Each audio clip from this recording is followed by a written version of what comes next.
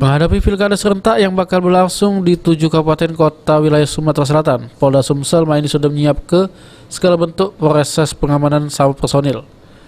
Selain itu juga, Polda Sumsel meminta bantuan sama berkoordinasi dengan pihak terkait lainnya, diantaranya petugas Satuan Pengamanan atau Satpam. Bertempat di lapangan Polda Sumsel, Kapolda Sumsel Irjen Polisi Priyo Widianto melakukan apel konsolidasi menghadapi pilkada serentak sama Satpam di wilayah Sumsel.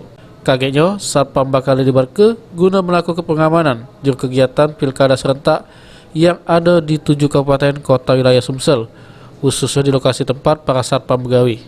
Konsolidasi mengecek kekuatan satuan pengamanan atau Satpam yang ada di jajaran Polda Sumatera Selatan, ya, terkait dengan rencana kegiatan pilkada serentak tahun 2020 yang ada di 7 kabupaten dan kota.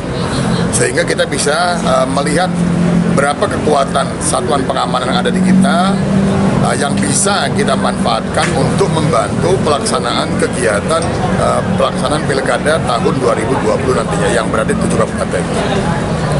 Jadi ini untuk satpamnya dilibatkan juga, Pak? Ya, rencana akan dilibatkan paling tidak minimal dia di areal tempat dia, misalnya di suatu perusahaan dibuat TPS misalnya, nah dia akan melakukan pengamanan di tempat itu, gitu, di areal tempat. Satpam yang ada di Sumsel Dewek siap membantu petugas Polda Sumsel, khususnya guna melakukan pengamanan pilkada serentak yang bakal dilakukan di wilayah Sumsel. Satuan pengamanan karena kami adalah pengemban tugas terbatas kepolisian, siap sedia dalam hal mengemban tanggung jawab tugas sebagai satuan pengamanan di wilayah kami masing-masing, di lokasi kerja kami masing-masing. Jadi nanti seandainya dilibatkan dalam hal untuk pengamanan pilkada, kita sudah siap, Bang, ya? Siap. Nah, ini ada 12.000 jumlah Satpam di wilayah Sumsel yang bertugas melakukan pengamanan guna membantu tugas polisi. Firman Hidayat, PAL TV.